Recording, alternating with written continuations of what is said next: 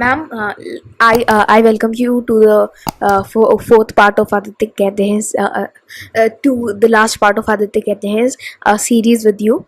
And ma'am, uh, uh, please tell us about a few books which have made maximum impact in your life, and why. Sure, my pleasure. Okay, so books are a great tool and inspiration for me. So I'm super happy that I get the opportunity to tell you few books that have changed my life and continue to inspire me. So one, let me see because I wanna make sure that I tell you the names correctly and also the names of the authors correctly. So I have them here. Okay, so one is Conversations with God. This is a bestseller book that has been translated into many languages. So it was originally written in English, but I'm not sure, maybe translated into Hindi, I have no idea. But in English you will find it for sure, and it's super easy to get online. So the author is Neil Donald Walsh, and it has 3 books, and it addresses different issues like relationships, money, what else? Education, religion. It is kind of like a philosophical book, but it is also written in an everyday language, so it is kind of easy to follow. And it's one of those books that it doesn't matter how many times you read it along your life, it will bring different layers and it will talk to you in different ways depending on where you are in that moment of your life. So it's kind of like a good study book to return to it whenever you feel like. Okay, so that's one book, Conversations with God. Okay, another book. This book is amongst the best books I have read in my whole life, and I read a lot, so this is a big. It's called Braiding Sweet Grass, and then the subtitle is Indigenous Wisdom, Scientific Knowledge, and the Teachings of Plants. So it is written by Robin Wall Kimmerer. She is an indigenous person from the US who is also a biologist. So she has both perspectives in the book. She writes beautifully and she talks about the possibility of getting inspiration and learning from the other than human world, specifically with plants. But she also draws from biology a lot of information and from indigenous wisdom. So a gem to have and to read. So that's also highly recommended. Okay. So talking about animism, but related to the possibility of communicating with other human animals, is the following book. So this is also a very interesting book that expands the limits of the mind, especially we think that animals don't have consciousness and we cannot communicate with them. So the name is Animal Voices, Telepathic Communication in the Web of Life. And the author is Dawn Bauman Brook. Okay? She is an interspecies communicator. So she communicates with animals, non-human animals. And the book collects her conversations with different animals and the wisdom these animals have shared with her and that they want humanity to get. Okay? So it's another super interesting book. And I have 2 more books. These are related with how great it is to be in a female body.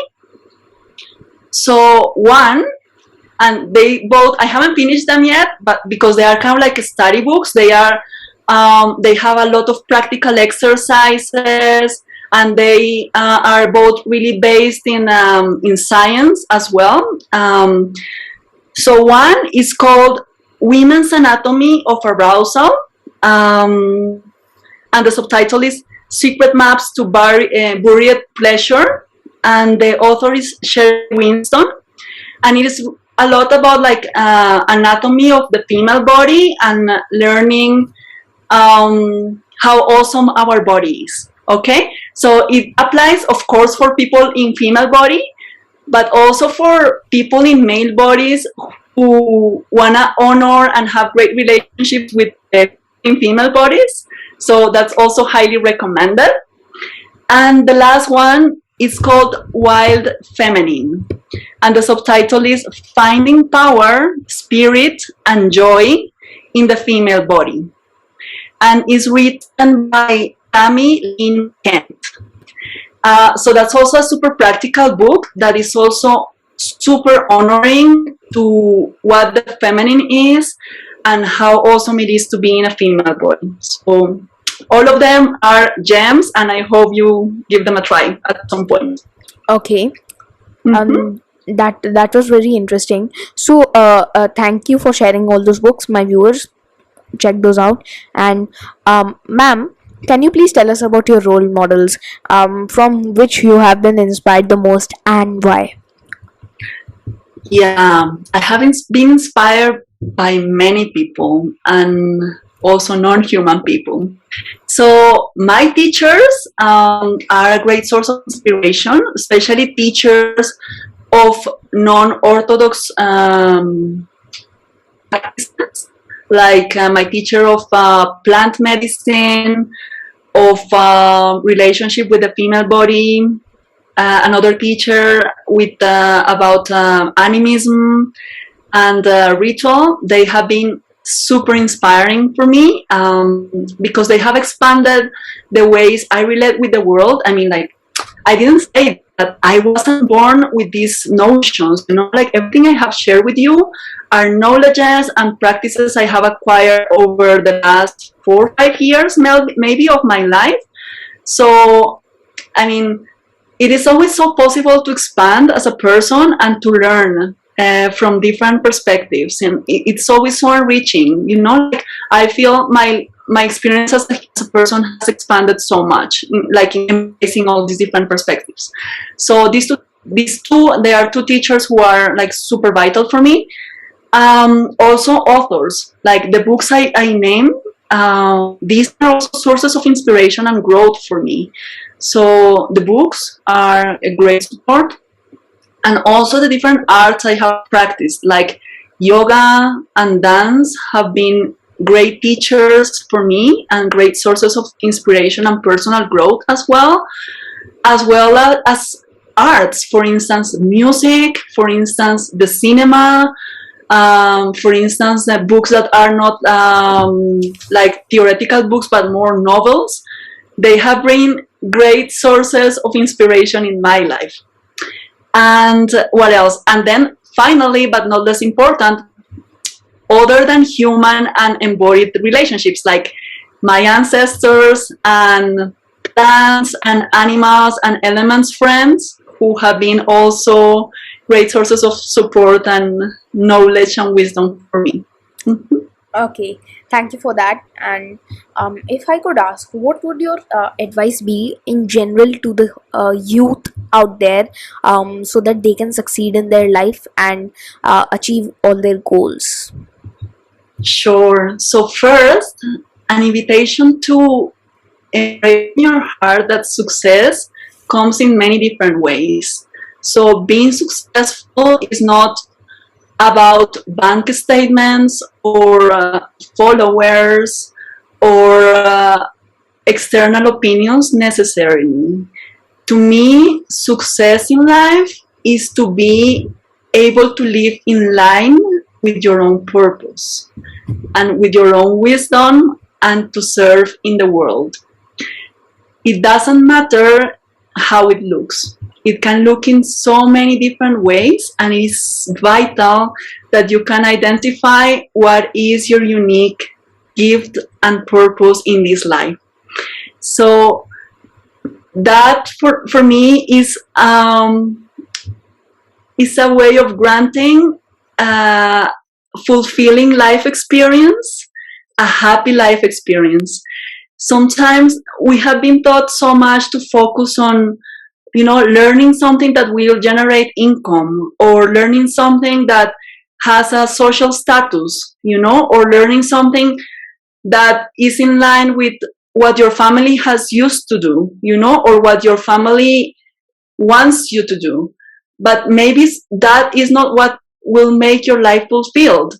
So honor your inner calling, honor your inner wisdom, and remember that it doesn't matter. Aditya, I stopped seeing you, but I hope we are recording. Okay, here you are. So it doesn't matter. I mean, like, external opinion and external standards are not parameters that guide what you really need to do or what you are supposed to do. We really desperately need that you remember who you are meant to be. That's all. You are in mute, Aditya. That's really great. And please advise two people whom you would like to see and learn from on the show.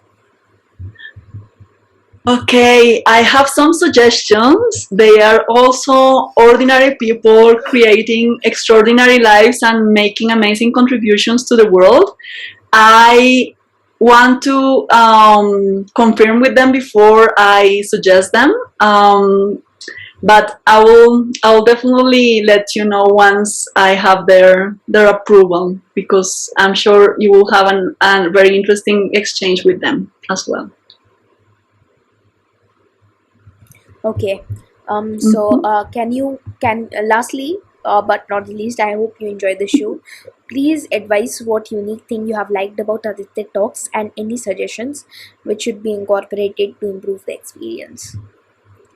Sure, Aditya. Well, first of all, I have no doubt of the importance of the work you are doing. I feel it is really, really necessary that this gets to as many youth and children as possible. It is so much needed. This work is so much needed, and I do have some feedback. I will send it to your email, because of course we can continue improving. But overall, I want to thank you for embracing your skills and your gifts from such a young age, and I really can't wait to see what else will you contribute to the world. So thank you for that. Okay, thank you, and it was great to talk to you. I learned a lot today. My viewers, thank you for watching till the end. Visit Ma'am's Instagram handle, Cuenca Sakra, and try to support her. And she's doing a very great job. And if you learned something today, you can learn more from Ma'am. And of course, stay tuned for more episodes on Aditya Talks. And please share, like, subscribe, and share your opinions in the comments below. Thank you, ma'am. It was great to talk to you. Thank you, Aditya.